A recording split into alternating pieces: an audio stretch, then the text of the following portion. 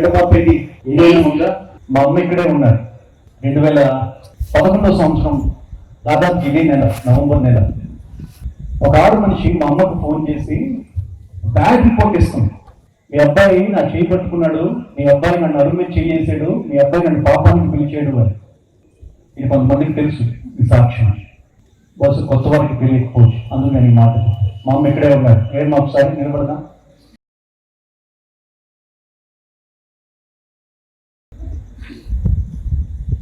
నిజమేగా ఈ మాట?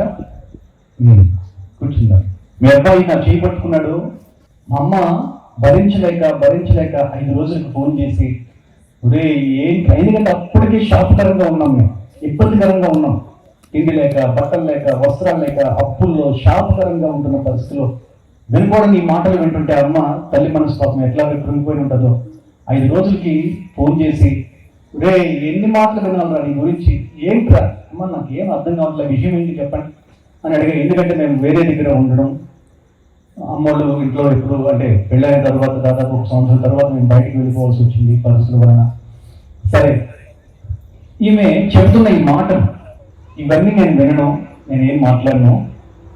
నేను తప్పిపోయి తిరుగుతున్న దినాల్లో మీరే కదా చేపట్టుకొని మందిరానికి నడిపించారు, సేవకుల దగ్గర నడిపించారు, అరే వెళ్ళి వినరా అని చెప్పి పంపించారు. అదే మనసుతో ప్రార్థన చేయండి, దేవుడు మీకు ఏదో చెప్తారు, చెప్తే నాకు ఏదో చెప్పండి చూద్దాం, అది నమ్మండి, నేనేం చెప్పొద్దు, నేనేం చెప్పనక్కర్లేదు అని ఫోన్ పెట్టేశాను. ఆ రాత్రి నుంచి నేను ఒకటే ప్రార్థన, ప్రభా మా అమ్మతో మాట్లాడు, మా అమ్మతో మాట్లాడు, మా అమ్మతో మాట్లాడు. ఆ రోజు నుంచి మరొక దాదాపుగా ఒక 4 రోజుల తర్వాత దేవాది దేవుడు మా అమ్మతో మాట్లాడు. సత్యం అనేది ఇది మీ అబ్బాయి ద్వారా వచ్చిన పరిస్థితి కాదు, ఇదిగో ఆడ మనిషి పలానా సందర్భంలో అని చెడు అన్నమాట. ఆమె ఒకటి కోరుకుంటా ఉండేది ఏంటి అంటే, నీ భార్యను వదిలేసే, నీకు 2 కోట్ల డబ్బు ఇస్తా, నన్ను ఏలుకో, నన్ను బతుకో. నాకంటే దాదాపుగా 13 సంవత్సరాలు పెద్ద వయసు ఆమెకి. ఏం చెప్పాలి నేను, అంత గౌరవమైనది. ఎంత మంచి దేవుడో మా అమ్మతో మాట్లాడారు. మాట్లాడకపోతే నా పరిస్థితి ఏంటి కదండి? శ్రమైన, కష్టమైన, ఉపద్రవమైన, బాధ అయినా, హింస అయినా, కరువైనా, ఏదైనా క్రీస్తు ప్రేమ నుంచి మనం ఏం దూరం చేస్తుందా? మనం క్రీస్తు లాగా ఉండుంటే, ఒకవేళ మా అమ్మతో నేను ఇలా మాట్లాడాను అనుకోండి, ఆ సన్యాసి మీకు ఫోన్ చేసిందా, ఆ పనికి మరింది అన్నాను అనుకోండి, నా మనసు ఏంటి ఇప్పుడు? క్రీస్తు లేని ప్రకృతి సంబంధమైన మనసు. ఒకటే మాట్లాడినానమ్మా, నేనేం మాట్లాడను, ప్రార్థన చేసి దేవుడు మీకు ఏదో చెప్తారు, ఆ మాట ఏంటో పట్టుకోండి అంటే దర్శి. ఇక ఆ రోజు నుంచి నేను మోకరించి, ప్రభా మా పరిస్థితి ఏంటంటే, ప్రభా ఈ అప్పుల గురించి ఏంటి, ఈ బాధల గురించి ఏంటి, ఈ ప్రార్థన దీన్ని కొంచెం పక్కన పెట్టి ముందు మా అమ్మతో మాట్లాడని ఇదే ప్రార్థన మొదలు పెట్టారు. దేవాది దేవుడు ఎంత మంచి దేవుడో, ఎంత కృప చూపించే దేవుడో. ఏదైనా కూడా క్రీస్తు ప్రేమ నుంచి మనల్ని దూరం చేస్తుందా? దేవాది దేవుడు అమ్మతో మాట్లాడడం ప్రారంభించారు. సత్యం నేను చెప్పలా, దేవాది దేవుడే తెలియపరిచారు. హల్లెలూయా. ఎన్ని విషయాలు అండి క్రీస్తు ప్రేమను మనం కలిగి ఉంటే ఎక్కడైనా మనల్ని ఓడిపోయేట్లుగా చేస్తుందా? వాక్యము ఎక్కడైనా మనల్ని ఓడిపోయేట్లుగా చేస్తుందా? మనకే వాక్యాన్ని, ప్రేమని కలిగి ఉంటే అది ఏ సందర్భమైనా, మళ్ళా చెప్తున్నా, అది సంఘమైనా, కుటుంబమైనా, భార్య అయినా, భర్త అయినా, తమ్ముడైనా, అక్క అయినా, చెల్లైనా, అన్నయ్య అయినా, బంధువులైనా, రక్త సంబంధికులైనా, మనం ప్రేమించే విషయంలో మనం కానీ సిద్ధ మనసు అనే వాక్యంతో మనం కట్టుకుంటే, ఆ జోడు ఉంటే, మనల్ని దేవుడు తప్పకుండా నేనే కాదు ఈ ప్లేస్ లో మీరు కూడా నిలబడతారు. ఆమేన్. మిమ్మల్ని నిలబడతారంటే చాలా మందికి ఆశ, నేను కూడా ఉండాలి, నేను కూడా చేయాలి. But okay, it's too good, but what about the characters of Christ? Those must be in your heart and in your life. Hallelujah. అది మన లైఫ్ లో ఉండాలి.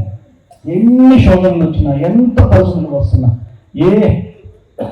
ఏ అన్యాయపు మాటలు మనం వింటున్నా, ఎంత తొందరపాటు పరిస్థితుల్లో మన మీద వాళ్ళు పడుతున్నా, దేవా ఈ పరిస్థితులు మీరే చూసుకోండి ప్రభా, ఈ పరిస్థితిని మీరే చూసుకోండి ప్రభా, ఈ పరిస్థితిని మీరే చూసుకోండి ప్రభా, ఈ పరిస్థితిని మీరే చూసుకోండి ప్రభా.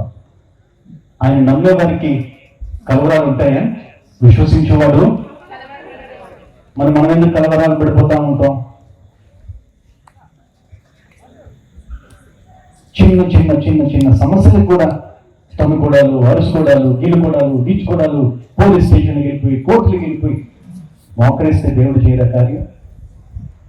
అల్లరి చేసేసి